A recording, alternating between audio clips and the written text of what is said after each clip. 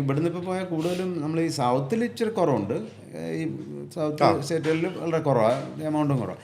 ബാക്കി അങ്ങോട്ട് പോയി കഴിഞ്ഞാൽ പോലീസുകാർ പിടിച്ചു മേടിക്കുക, ഗുണ്ടായുധം പോലെ. പോലീസും ആർട്ടിയും ഒക്കെ അങ്ങനെ കൊണ്ട് വന്ന് അടിച്ച് എന്തിനാണ് ഇവർ വാങ്ങിക്കുന്നത്? കാര്യമൊന്നുമില്ല, അത് ഗുണ്ടായുസം അത്രേ ഉള്ളൂ. ഇപ്പം ബോർഡർ ചെക്ക് പോസ്റ്റുകളിൽ ഒരു പടിയുണ്ട്.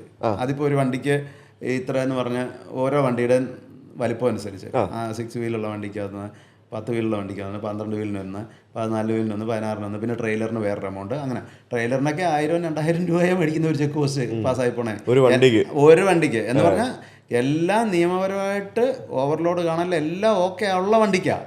ഇനി ഓവർലോഡോ അങ്ങനെ എന്തെങ്കിലും ഉണ്ടെങ്കിൽ അത് പിന്നത്തെ പൈസ എത്രയെന്ന് പറയാൻ പറ്റില്ല. അപ്പോൾ പിന്നെ ഒരു ഗുണമുണ്ട്, കുറച്ച് കാലമായിട്ട് ഈ ബോർഡർ ചെക്ക് പോസ്റ്റുകളെല്ലാം ഒരുപാട് നിർത്തി. മറ്റേ GST വന്നാൽ അത് സെയിൽ ടാക്സിൻ്റെ, അല്ലാതെ ആർടിഒ ചെക്ക് പോസ്റ്റുകളും കുറവാണ്, ചില സ്റ്റേറ്റുകളിൽ മാത്രമേ ഉള്ളൂ. അതുകൊണ്ട് ആർടിഒയുടെയൊക്കെ പൈസ കുറവുണ്ട്. അല്ലെങ്കിൽ ഇപ്പം ശ്രീനഗർ വരെ പോയിട്ട് വരണമെങ്കിൽ ഒരു വണ്ടി പോയിട്ട് വരുമ്പോൾ ബോർഡറിലെ ചിലവും ആർടിഒയും എല്ലാം കൂടെ തന്നെ ഒരു 10,000 രൂപ 10,000 രൂപ അതിക്ക് മുകളിൽ കൈക്കൂലി മാത്രം. കൈക്കൂലി ആർടിഒയിൽ മാത്രം, രണ്ടായിട്ട് പറയാം, പോലീസിൻ്റെ ആർടിഒയുടെ തിരിച്ച് പറയാം. ആർടിഒയ്ക്ക് മാത്രം ഒരു 10 രൂപ 12 രൂപ ഒക്കെ ആകുമായിരുന്നു. പക്ഷേ ഇപ്പം കുറേ ബോർഡർ ചെക്ക് പോസ്റ്റുകൾ നിർത്തി, അതുകൊണ്ട് അത്രയും പൈസ ആകുകയില്ല. പിന്നെ ഒരു കുറച്ച് എന്ന് പറഞ്ഞാൽ കാശ്മീരിൽ ഇപ്പം ആ ഒരു കേന്ദ്രഭരണ പ്രദേശമാക്കുകയൊക്കെ ചെയ്തില്ലേ, ആ ഒരു ടൈം വിട്ടിട്ട് അവിടുത്തെ പോലീസിൻ്റെയും പിരിവ് കുറഞ്ഞു. മറ്റേ എന്ന് പറഞ്ഞാൽ ഈ ആപ്പിൾ സീസണിൽ ഒരു വണ്ടി ജമ്മുവിൽ നിന്ന് ശ്രീനഗർ വരെ കയറി ചെല്ലുമ്പോൾ 200-250 കിലോമീറ്റർ ചെല്ലുമ്പോൾ ഏകദേശം ഒരു 10,000 രൂപ 8,000 രൂപ ഒരു സൈഡിലേക്ക് മാത്രം പോലീസുകാർ പിടിച്ച് മേടിക്കും. എന്ന് വെച്ചാൽ ഓരോരുത്തർക്കും ഇങ്ങനെ വെച്ചിട്ട് ബാരിക്കേഡ് വെച്ച് പോലീസുണ്ടല്ലോ, അവിടെ എല്ലാം 100-20, പിന്നെ ഡ്രൈവറുടെ കഴിവനുസരിച്ച് 500 ചോദിച്ചാൽ ചിലപ്പോൾ 100-50 അവരോട് സംസാരിക്കാൻ അറിയാമെങ്കിലും പരിചയമുള്ളവരാണെങ്കിൽ കുറച്ച് കൊടുത്തിട്ട് പോവാം. ഇല്ലെങ്കിൽ ഓരോരോ കാര്യം പറഞ്ഞ് പൈസ മേടിക്കുക. എന്താ ചെയ്യുക? കൊടുത്തില്ലെങ്കിൽ അവരെന്നെ ചെയ്യും, ഒന്നെങ്കിൽ വണ്ടിയുടെ ഗ്ലാസ് തല്ലി പൊട്ടിക്കും, ഇല്ലെങ്കിൽ ഡ്രൈവർക്ക് അടി കൊടുക്കും, ഇല്ലെങ്കിൽ വണ്ടി പിടിച്ച് അങ്ങോട്ട് ഇങ്ങോട്ട് വരട്ട് പേടിപ്പിക്കുക. അതാണ് മെയിൻ.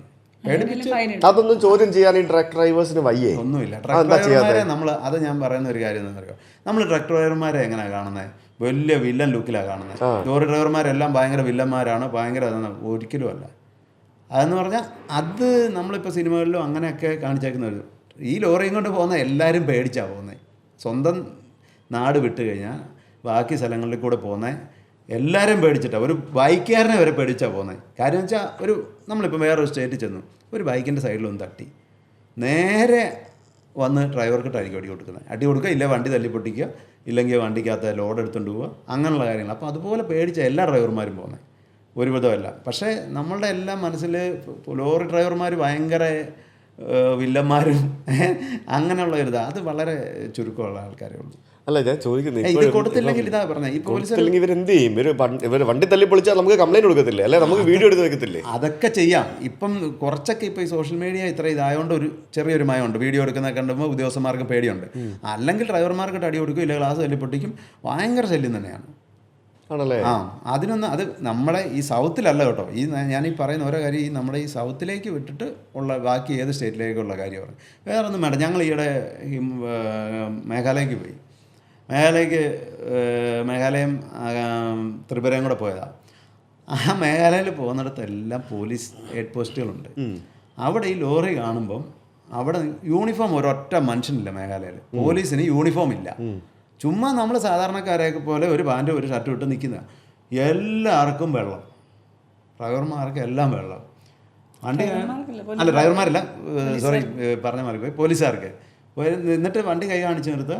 ചുമ്മാ ഒരു ബില്ല് നോക്കാൻ പോലും ഇവർക്ക് അറിയത്തില്ല. 1000-2000 രൂപ ചുമ്മാ ചോദിച്ചേക്കാം. നേരെ നിൽക്കത്തില്ലാത്ത ആൾക്കാർ നേരെ നിൽക്കത്തില്ല. വേറെ ഗുണ്ടകളും ഉണ്ട് കൂടെ. അപ്പോൾ നമ്മൾ പൈസ കൊടുത്തില്ലെങ്കിൽ ഒന്നേ ഡ്രൈവർക്ക് അടി കൊടുക്കും, ഇല്ല വണ്ടി തല്ലിപ്പൊട്ടിക്കും. അതൊക്കെയാണ്. ഞങ്ങൾ കൊടുത്തില്ല കേട്ടോ.